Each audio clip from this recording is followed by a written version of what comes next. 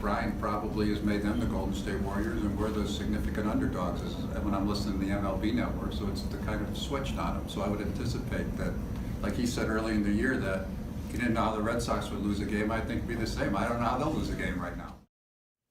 Well, the Yankees and Red Sox rivalry is back, at least in the sense that they're both calling each other the Warriors. Welcome to SI Now. It's Tuesday, August 1st. I'm Robin Lundberg, joined by our own Andrew Perloff, who you might know from his work here at SI and the Dan Patrick Show. That was Red Sox GM Dave Dombrowski talking about the moves Brian Cashman made for the Yankees yesterday, and responding to Cashman dubbing the Red Sox the Warriors of baseball earlier this year.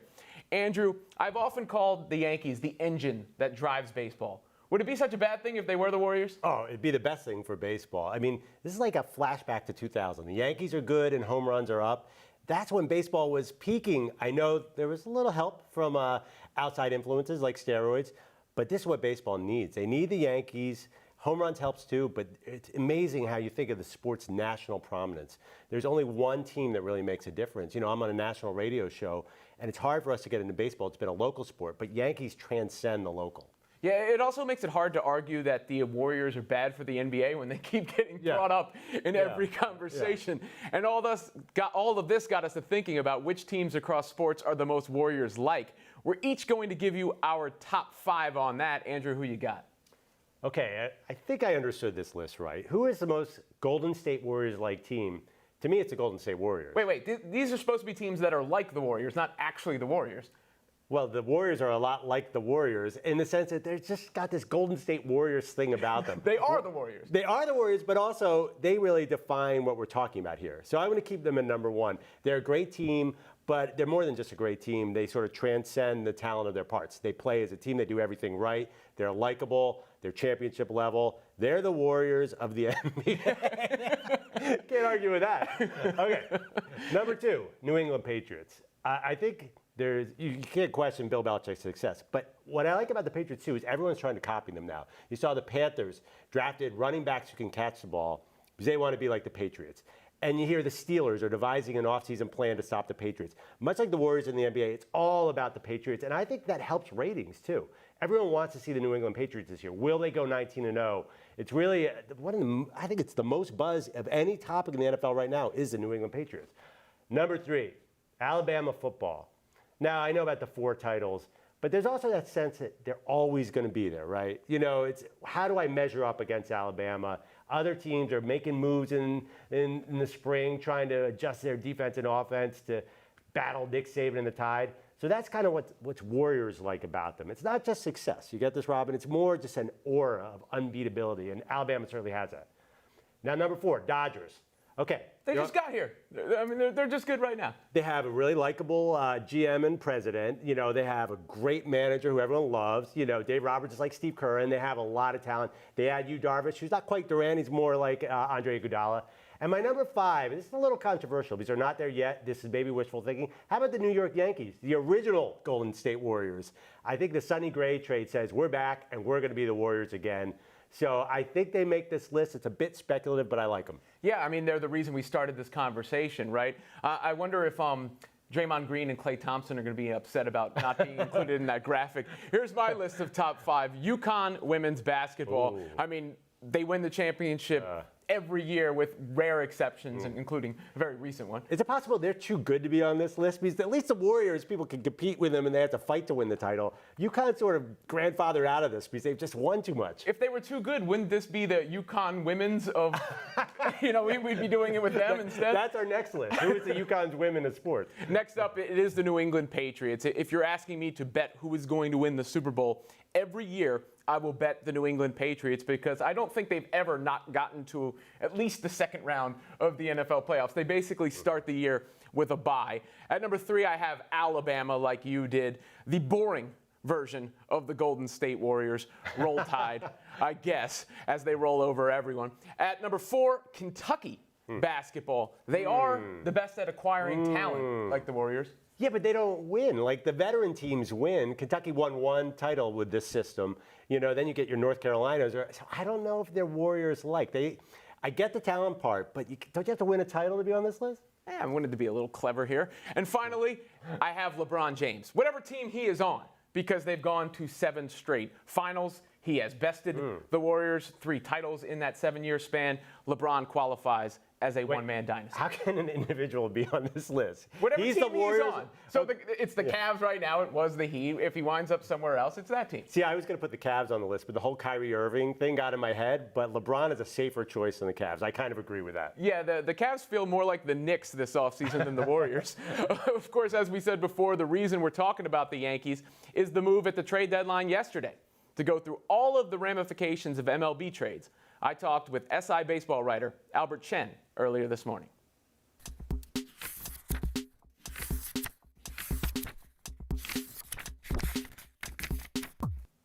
All right, Albert, let's start with the 2 big moves for the 2 big franchises. What was more significant, Sonny Gray going to the Yankees or Yu Darvish going to the Dodgers? Well, look, I loved the Sonny Gray to New York trade for sure. I mean, I did a story back in a few years ago on this guy, and going back to his Vanderbilt years, I mean, he loved the big stage. I mean, this guy is going to be really great for the Yankees, and I think he's done a lot better recently. But we're going to look back on this Yu Darvish trade, and I think we're going to say this was the most significant trade of 2017 because, look, you're making a great team even better. And I think this is all about October. This is all about those 2 or 3, and hopefully even more than that starts in the postseason. And Darvish is that guy where you really needed a number 2 behind Clayton Kershaw, and I think Darvish is really going to fit that role really well for the Dodgers. Now, speaking to that, the Dodgers, it's been since, 1988, since that World Series. Been a little elusive for them. Will it be considered a massive disappointment after this acquisition if they don't win it all? Well, you're getting to a point now with the Dodgers where every year where they don't win because of that drought you talked about is a massive disappointment because $250 million payroll, the drought since 1988, Clayton Kershaw in his prime. You want to win a championship. That all being said, I think the Dodgers are set up very well going forward. It's going to be massively disappointing if we're here in October and we're talking about another flameout in the postseason. But this is a team now with Corey Seager, Clay Bellinger, Andrew Friedman, and Farhan Zaidi came into the front office, and they really sort of had this plan of making this a perennial championship contender, and that's what they have now. So yes, it would be massively disappointing, but I do think the Dodgers are built for seasons to come for sure. Now, on to the Yankees. Around All-Star Weekend, their youth was a big topic of conversation. Aaron Judge, Gary Sanchez, etc. Now, at the trade deadline, again, they were a topic of conversation, but they're bringing in pieces to win now. Is there any franchise positioned as well, both now and going forward, as the Yankees? Yeah, that's a great question. And I think, look, if I'm buying stock in a franchise, I probably go with the Cubs and the Astros maybe over the Yankees at this point. But boy, I mean, if you are a team and you're looking at sort of a blueprint here, the Yankees are showing how you can rebuild without just completely tearing down.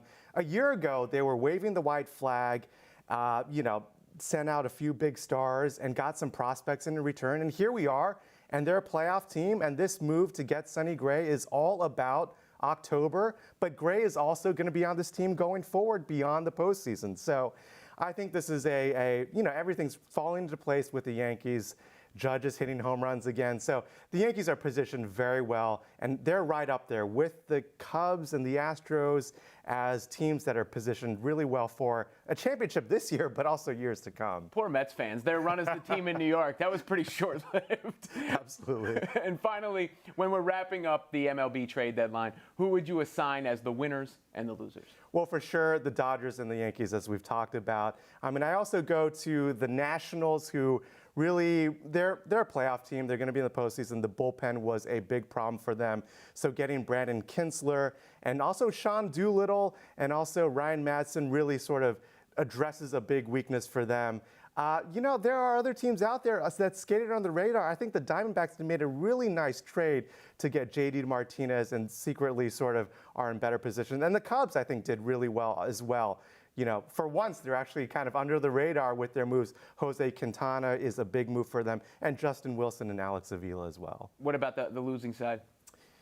Yeah, I think that if you're the Astros, you have to be very disappointed right now where you didn't get that starter. And look, maybe a starter wasn't out there, but they're on pace for a historic season, but they have some major issues now with Lance McCullers in the rotation. I don't know what his status is going to be going forward. Dallas Keuchel is a good number one, but you need starters beyond your number one starter, and they don't really have the guys that you would point to as big-time October starters. So I think the Astros have to be a little bit disappointed. And, you know, there are also teams that didn't make trades. The Baltimore Orioles, I mean, what are they doing over there with Zach Britton? They're out of the playoff picture, and you kind of wonder, you know, they should have made a deal, and this was an opportunity. And again, a lesson from the Yankees where you can really seize the moment and get those prospects in return. Albert, appreciate the time this morning, man. Thank you. All right, thanks.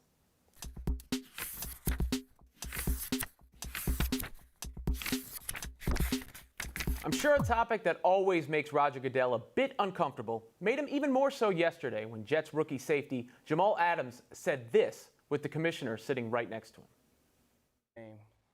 You know, we live and breathe, and this is what we're so passionate about. Literally, if I had a perfect place to die, I would die on the field. I would be at peace. Literally, I would be at peace, and that's not a lie. Like, it's so much sacrifice that we go through as a team, and just connecting as one and winning ball games. It's nothing like playing the game of football. But again, I'm all about making the game safer. That's all I can say about it. It's easy to dismiss Adams as an overeager rookie, but another former LSU defensive back and current Jet stood up for his teammate. Morris Claiborne said, "I would die out there on that football field. This is my life. This is what I do. I give it all. I would die out there." Of course, the reason we're talking about this issue is because we know it's a real life and death thing, concussions. You may remember the story of former Steeler Justin Strelzik from the movie Concussion. His wife, Kiana McMahon, reacted to Adams' comments. "I don't even know what to say. This guy Adams doesn't know what's coming down the pipeline. He has no idea what dealing with someone who has CTE is like." And not everyone currently in the NFL agrees with Adams either. Packers tight end Martellus Bennett weighed in his typically candid style. "Look, football is great, but I ain't dying for this." Another word there. LOL. Robin, what's your reaction to Adams? Is this youthful folly, or is this dedication to the game he loves? Look, it's a complicated issue, of course, right? And while football remains legal and sanctioned, I think if guys are aware of the risks, it is their individual decision to take on said risks. The problem here is, to me, Adams' comments belie a little bit of a lack of awareness, because concussion, you mentioned, it was even the name of the movie. That's such a buzzword, and it makes it seem like it is this huge one-time blow that is actually causing the long-term ramifications, when it's really more like a series of paper cuts, if you will, to the brain. So you hear that, and I'm sure some fans applaud and some teammates applaud. I just get a little worried that some of these guys aren't actually totally tuned into the research and what it is they are risking with their bodies. No, I agree with you. I don't think young players think about this. And I think Adams is more the norm than the exception. I don't think 21-year-olds, and when I was 21, I didn't think about the future. I don't think 21-year-olds care about these long-term studies. They're so focused on the task at hand. They're not all first-round picks like Adams who's going to make the team. In fact, I think this narrative that the league is going to run out of talent might be wishful thinking of some media members who don't really want to see the NFL continue for long because they have trouble with the violence. I think there's always going to be talent. So what? A few people here and there and a backup guard for the Ravens retires. There's a lot of players, I think, like Jamal Adams, who are really willing to put it all out there on the line. That doesn't mean that it's not going to have tragic consequences, especially you think of that position, safety. We know several well-known safeties have run into major trouble. It's sad, but I think what Adams is saying is more representative of young football players. Well, I think it's a dialogue, really. Yeah. I mean, because you have what Adams said. We talked to Damon Harrison last week, Yeah. who said that he's very worried about it. So it's an evolving thing, I think, as we go along here. We've heard some of the reaction from around the NFL regarding Adams' comments. Maggie Gray and I also got a chance to talk with Super Bowl champion linebacker and plaintiff in the concussion lawsuit brought against the NFL by ex-players, Peter Cronan, regarding the recent Boston University CTE study that found the disease in 110 of 111 brains of former players studied.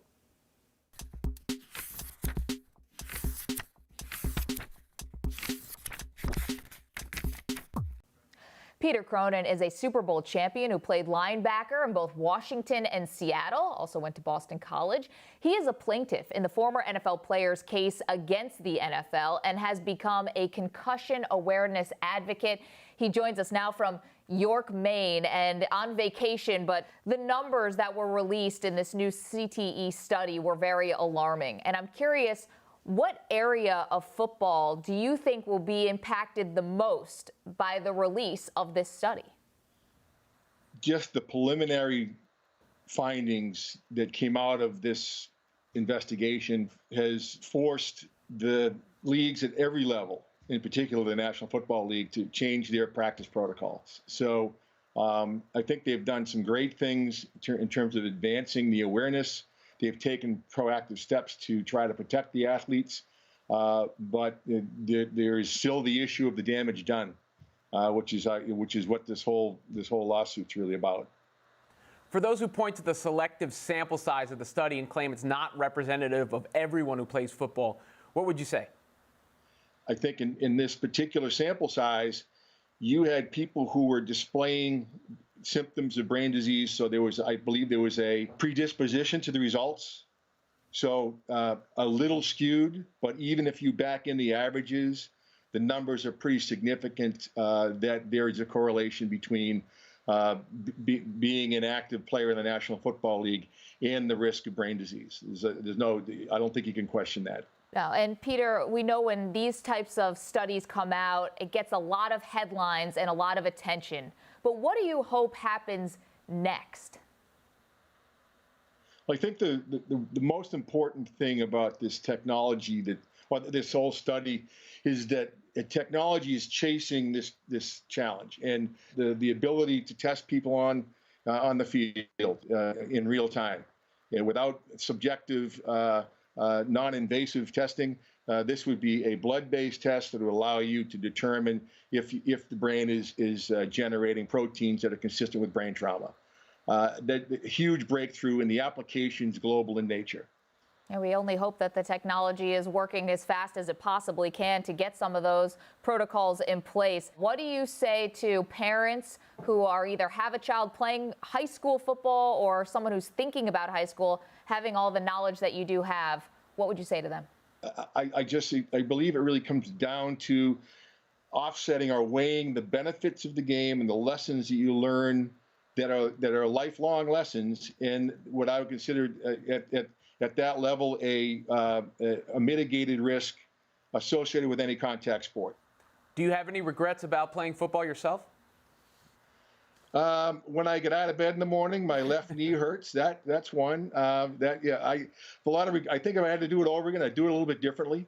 But frankly, football was a life-changing event for me, and all positive. Peter Cronan, Super Bowl champion, thank you so much for joining us and sharing your perspective. We appreciate it. Have a great day, you guys.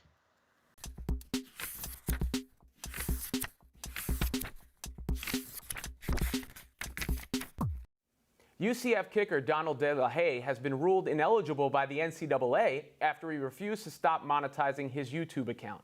Here's what he said on said account. Just having fun, a young man having fun in his free time, making little videos to help motivate and inspire others. And I get deemed ineligible to continue playing college sports because of it. Oh, man. I may seem unbothered right now, or whatever it may seem like. No, I'm definitely torn apart inside, man. He joins us now courtesy of Toyota. Let's go places. You tweeted unbelievable. I'm really mind blown about this yesterday. We saw the video there. How did you find out, and what was your private reaction like? Well, I showed up to a meeting with compliance. They talked to me yesterday, and they wanted me to keep agreeing to the things they wanted me to agree at first, and I wasn't comfortable agreeing to that. So they told me, "Oh, do you realize you'll be ineligible?" And I was like, wow. I mean, if that's what it's going to be, then that's what it's going to be. I was sad. I was torn apart, but I strongly believe in what I'm doing, like I said. And who are they to just, rip me apart from my dream? You started GoFundMe to raise money for tuition following the loss of a scholarship. Is it fair to say this was more of a principal decision than a financial one? Well, I mean, it is a financial one because, as you know, I'm a college kid. My family's not that wealthy. So paying for school is going to be extremely tough. So I'm just trying to, get my education and further myself in life. And a degree is important nowadays. So it's more of a financial thing. Now, could you have made enough money on YouTube to really fill that financial gap? Or are we talking about enough to sort of pay for what you need? Not right now. Not right now. As my channel keeps growing, potentially in the future, but as of right now, no, nowhere near. What would you say to those who point to the rules allowing you to monetize non-athletic videos? Could you have just kept the kind of videos you do separate? I mean, they wanted me to take down all of my videos and give back all the money I've made and this and that. And I just didn't think that was very fair, in my opinion. Oh.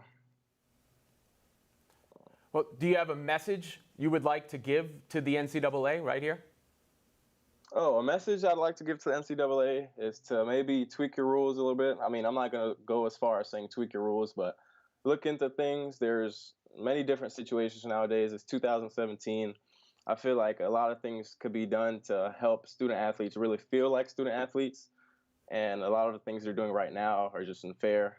And I'd hate to see the next person after me and future generations have to go through the same, heartbreak and bad things that I'm going through right now.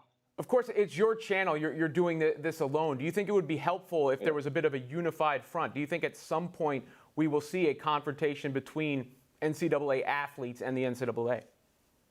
I feel like NCAA athletes should step up and, say something. A lot of people don't right now because, they're maybe scared of the consequences that may come along from it. But as you guys know, I'm not a student athlete anymore, so I'm free to speak my mind.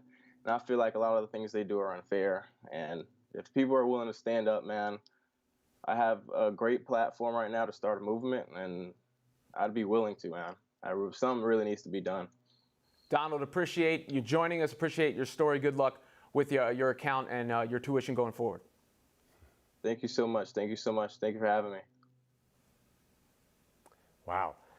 Interesting. I mean, I wonder 10 years down the road, we're going to look back at this and say, remember when college athletes couldn't do anything? Because with social media and YouTube and everything, it just seems like a natural avenue for young creative people to do things. I mean, it makes no sense, the rules the way they are, in my opinion, for a couple of reasons. I mean, you're an individual not allowed to profit off of your own product or your own identity. You can't sign an autograph. That's your signature. You can't trade your personal property for exchange for something. That is yours. You can't profit from your personality. That is yours. It just seems backwards, and I mean, unfair is a simple word, but it's an appropriate one. And especially with social media, now athletes don't need the middleman. They don't need us, unfortunately. They could just put their message out to the world. Now, I think there's an argument to be made that the NBA offseason has taken some of the buzz away from the NFL the last couple of months. Usually NFL offseason rules the headlines even in the summer. But now it's all about basketball. And one of the hot topics in hoops is tanking. Mark Cuban admitted once the Mavericks were out of the playoffs this year, they didn't want to win. But will this philosophy jump over to the NFL? The commish doesn't think so. I don't think any teams tank. I really don't, Goodell said while he was at Jets camp recently. I think teams, depending on where you are, go through transitions.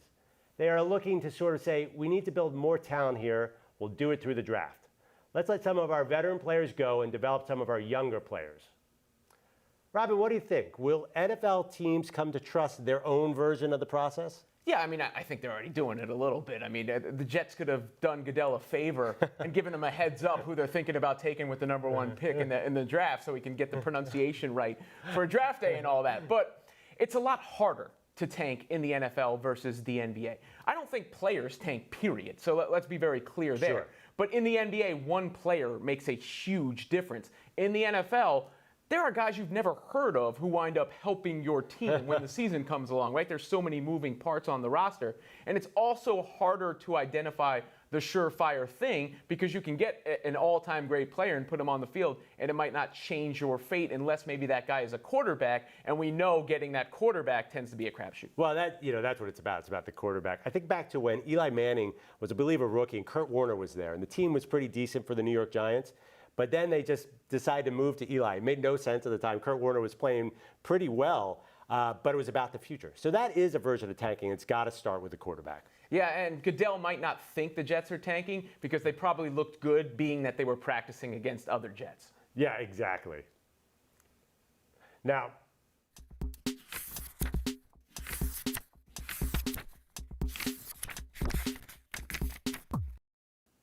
there's one NFL team accused of tanking this year, it's the New York Jets. Our own Tim Rowan stopped by training camp this week to check in on Gang Green. Now, Tim, are you in the back of a van down by a river somewhere? Where are we? Set the scene. I'm in the back of a van in a Target parking lot somewhere in New Jersey. So perfect place to talk about the Jets. Very glamorous, the training camp life. Now, I just want to make sure you're okay, because I remember last summer being a media member at Jets camp was a little dangerous with Christian Hackenberg on the field, throwing balls into the crowd. Is it the same Christian Hackenberg this year, or are reporters more safe? Well, he's still slinging the ball around. There were a few times he really let it loose. And I guess the Jets would tell you that's a sign of his good arm strength. I mean, there were a few times you had to take a few steps on the sideline. But Hackenberg looks, it was up and down yesterday. That was the first padded practice. And there was actually one point during the day when he was having trouble getting in and out of the huddle. They were doing 7-on-7s, and he was having trouble breaking the huddle. There were a few times the coaches had to call him back and do it over again. And, I was watching him after that. And the first play after that happened, he threw a strike on a post route in between two defenders. So, he had, of the three quarterbacks, with McCown and Petty, Hackenberg looked like the best one. But, what does that really mean? It was just one day during pads. But he did have some promising moments. And also, like I said, those moments when he couldn't even get out of the huddle. So, that's probably not encouraging for Jets fans. There are some people asking, why wait to go to Christian Hackenberg? Josh McCown is a veteran, but you're obviously not going to build around him. What's the point of not just putting Hackenberg out there so you know what you have with the Jets? That's a great question. I think, it'd probably just be to protect Hackenberg, to give him more time to get in the playbook, to kind of ease into this thing so the expectations aren't, so heavy on him, that the pressure isn't so heavy on him. Now, you can argue, with all this talk about the Jets tanking, the expectations are already pretty low. But, I think they're probably, if they're going to wait to put him in, look for the right situation, the right opponent, the right time of year when he could thrive. But, at some point they do have to see what they have in him, because, if they have a high draft pick next year, there's going to be a lot of pressure to take a quarterback, and you don't want to be in a situation where you don't know what you have in Hackenberg yet. So I imagine he's going to get a lot of playing time. It's just a matter of when. You mentioned tanking. A lot of people are talking about that. Roger Goodell commented on it. What do the players say when people ask about the tank word or even bring it up?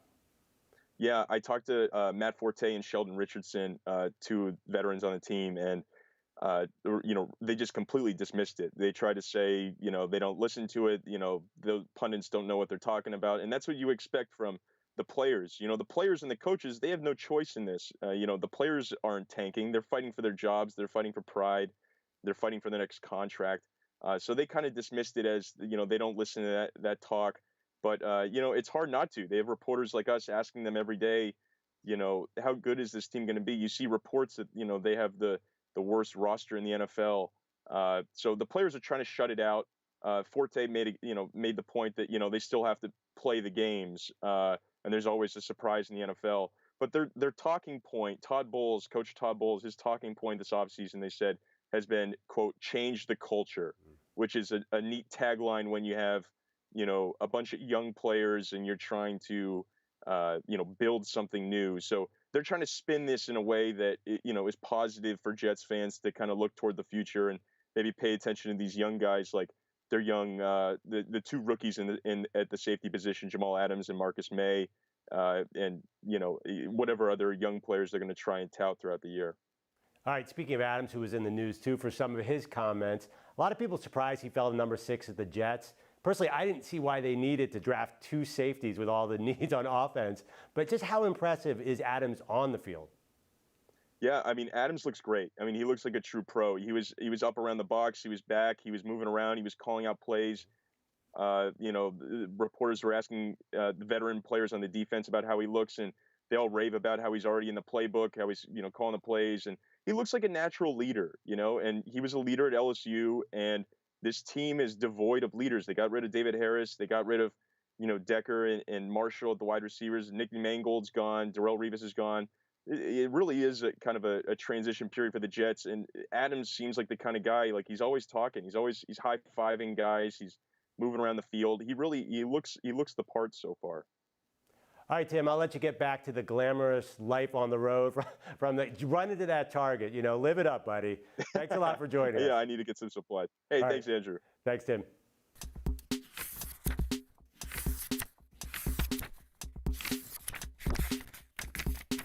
Turning back to the NBA, one team that's definitely not tanking is the Houston Rockets. But they're in the news because their GM, Daryl Morey, told our own Ben Golliver that the voting for the awards is flawed, mainly because his guy James Harden lost the MVP to Russell Westbrook. He said it might be time to get rid of the awards altogether. Now, Blake Griffin, who people forget once came in third in MVP voting, called out Morey. He basically called him soft. But does the Rockets GM have a point? Have awards outlived their usefulness, Robin? Absolutely not. No way, no how. You know why? Because we're talking about them right now. When was this award given out? I forget when Drake presented the awards or whatever happened there. But we are still discussing the NBA MVP, which, by the way, is a regular season award, which ended months ago. So Daryl Morey is disproving his own point by thinking he has a point in complaining about whether or not the awards are done correctly. Now, you're absolutely right about publicity. And I think, does Drake have a vote? I don't even know if he does these If he days. does, someone else is doing it for him. Yeah. But the problem is the real MVPs are not necessarily winning it. Yeah, Westbrook and Harden put up huge numbers, but come on, we know the best three players in the league are LeBron, Steph Curry, and Kevin Durant. The MVP award to me is all about the best story at that given time, and it's not really a true basketball award because basketball is a team sport, and I would not give it to Westbrook or Harden. I think that might be what Morey is getting at. Well, I mean, he's campaigning for Harden specifically, right? And he does say winning has been devalued in the process. But if we wanted to get them right, we would actually do them after the postseason was over with. Oh, of course. But then you just go with the finals MVP. There's arguments both ways. Now, turning to the Octagon, there's an argument. While many were happy to see Bones Jones, I was going to say John Bon Jovi there. That's a little bit different. John Bones Jones recapture his light heavyweight championship. One fight that night that left a bad taste in the mouth of promoter Dana White was his. Here's what White had to say about welterweight champion Tyron Woodley. You ask fans if they want to see Woodley fight again. I think that would be a flat-out no. Who wants to pay to see Tyron Woodley fight again? He is an absolute physical specimen. The guy could have finished that fight at any time he wanted to, but, he didn't want to take the risks. You take no risks, you get no rewards. Woodley has demanded an apology with a threat to leak some stuff the UFC wouldn't want out. But could White's honesty be spun as refreshing? I'm not spinning Dana White's honesty as refreshing. He's done this before. He calls out boring fighters. He's right. I'm going to tell you that. And Woodley certainly was boring. Who wants to watch someone fend off takedowns? But I'd like to hear him talk about Conor McGregor and maybe some of the comments he's made and some of the negative aspects of the sport, not just go after boring fighters. Hey, we don't like boring fighters either, but I don't think that's a commissioner's place. And now that sort of the UFC is big time, I'd like to see Dana White act more like a big-time commissioner, not the rabble-rouser that he's been in the past. And to defend Woodley, he has been very professional in his promotions of the fight. And when he gets into the octagon, who are we to speak about what you should do when you get in there? He's trying to win the fight, not necessarily put the most pizzazz on the win. Yeah, he's like the Floyd Mayweather of UFC in a sense. But I got to admit, it is a little boring. I've seen him fight a few times now, and I would not pay-per-view for that. But I'm not the commissioner. I could say that. All right, finally, the International Olympic Committee announced that Los Angeles will host the 2028 Olympics. Now, you think it's time to celebrate, but I got texts from a few friends in LA who told me they're definitely going to move before the games arrive. They mainly cited traffic, which is bad enough already. This is a city that's uniquely prepared for the games. They have the new NFL stadium and plenty of venues, but I'm not sure I see too many people celebrating. Are the games still worth it for a city? I mean, you feel pretty strongly about it. You should have done a turn straight to Cam. And Brian said, Gumbel? yeah, the finally, Olympics, yeah. they are definitely not worth having in your city. I think it depends on the city. Yeah. When they were in New York, I mean, New York is such a gargantuan monstrosity. It's one of the only places they can be there and you don't notice unless you're actually going through Midtown. And I'm referring to the Super Bowl, not the Olympics. Yeah, I was about to say. But those big events, depending when they come to a city. Now, other cities, it could be a boost to their economy. It could bring in the tourist attractions and all that. But as far as the residents themselves go, I always side with them because it's more for the people who go, oh, here's an excuse to go check out LA than the LA people on the freeway saying, hey, here's an excuse for me to be in more bumper-to-bumper traffic. Yeah, but like you said, LA has already got LA. They don't need the Olympics. I'm glad that it wasn't a city like Boston who would have had to spend a lot of money and probably waste a lot of valuable resources and taxpayer money. LA doesn't need to do that. But still, the buzz is gone. It's not like LA is all of a sudden going to become a great city because they have the Olympics. I hope to be there in 2020. It's actually a long time from now, but I just don't want to be there and stuck on La Cienega like I've been many times before. The Olympics, though, they could be more exciting than the Rams, having them around. That's going to do it for this Tuesday episode of SI Now. We'll see you back here tomorrow, 10:30 a.m. Eastern. Until then, stick with SI.com. And don't forget to follow us on Twitter at SI Now Live. Have a great afternoon.